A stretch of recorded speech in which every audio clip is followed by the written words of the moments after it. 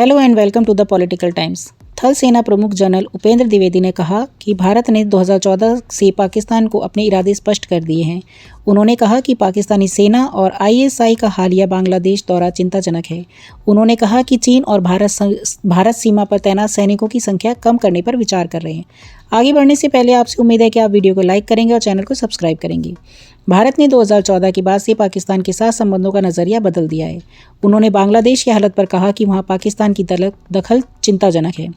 ANI podcast में general Dwivedi ने कहा कि पाकिस्तान को अब अच्छे से पता है कि भारत जो कहता है वो करता है। उन्होंने कहा पाकिस्तान अब समझ गया है कि हम जो कहते हैं वो करते हैं। जनरल द्विवेदी ने उन खबरों पर भी चिंता जताई जिसमें बताया गया था कि पाकिस्तानी सेना और ISI का एक दल हाल ही में बांग्लादेश के उन इलाकों का दौरा किया जो पश्चिम बंगाल में चिकन नेक या सिलीगुड़ी कॉरिडोर के पास है। यह इलाका भारत के लिए काफ़ी संवेदनशील है।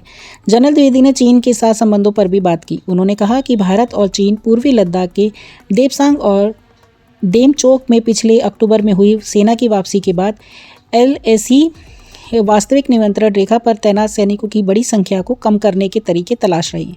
उन्होंने यह भी दोहराया कि सभी कॉरिडोर कमांडर को गश्त और चराई से जुड़े छोटे मोटे मुद्दों को सुलझाने का अधिकार दिया गया है ताकि ये मुद्दे हिंसा में न बदलें। इस महीने की शुरुआती में रक्षा मंत्री राजनाथ सिंह ने कांग्रेस नेता राहुल गांधी के दावे को खारिज कर दिया है।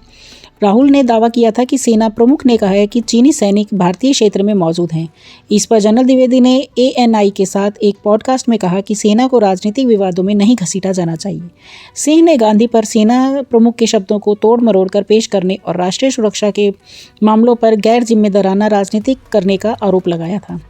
जनरल द्विवेदी ने कहा, मुझे लगता है कि रक्षा मंत्री सिंह ने इसका राजनीतिक जवाब दे दिया है, लेकिन मैंने जो सीखा है वह यह है कि मुझे यह सुनिश्चित करने का प्रयास करना चाहिए कि सेना राजनीति में शामिल न हो।